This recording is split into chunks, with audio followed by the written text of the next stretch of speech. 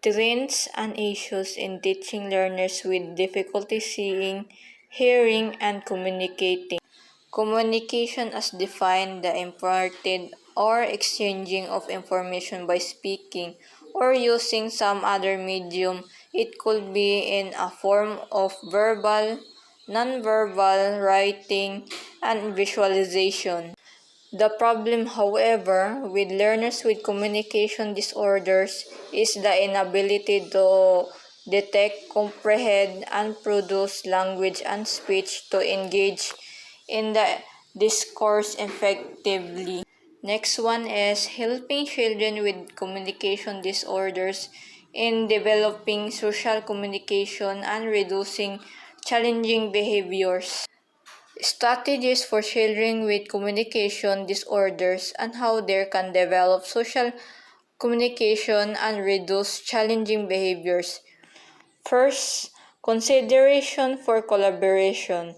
Collaboration among parents, teachers, and other service providers play an important role during the initial planning and goal setting. It is suggested that all those who are involved in interacted with the child with communication difficulties reflect on their own views regarding the use of language and consider as well as the child's own perspectives regarding frustration.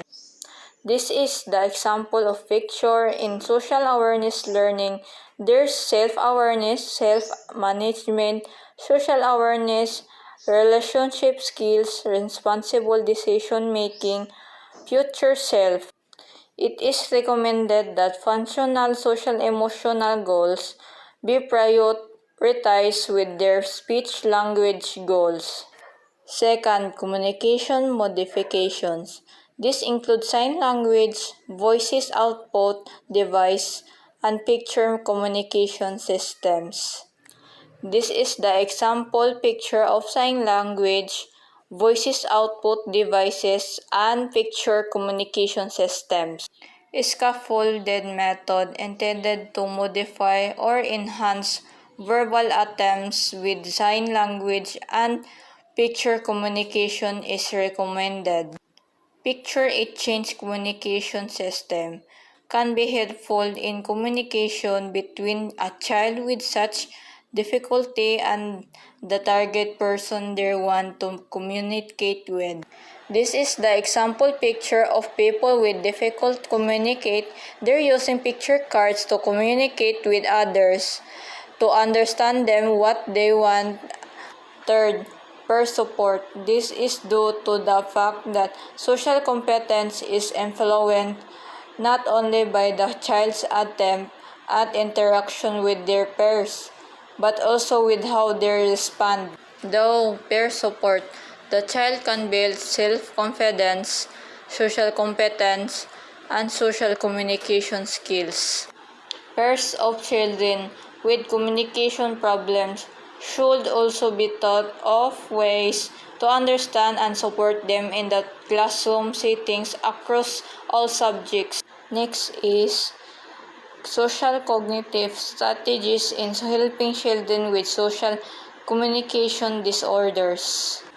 Moreno Manso, Garcia Banmud, Lazuquez Alonso, Posueco Romero, and Godoy Moreno conducted a research among children in a residential care who have social communication disorder.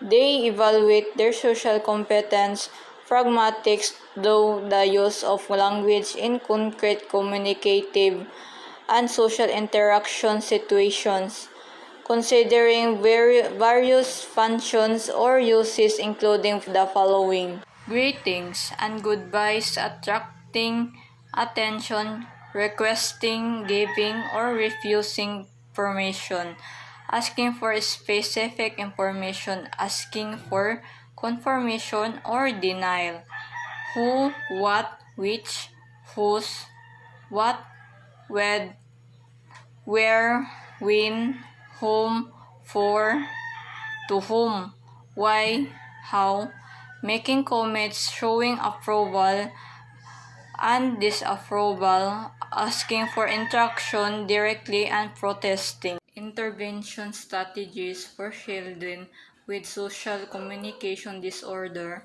should be aimed at developing functional skills that will enable them to have effective social communication, conversation, so language requests, narrative skills, and abstract and figurative language skills for relating to adults and for solving interpersonal problems.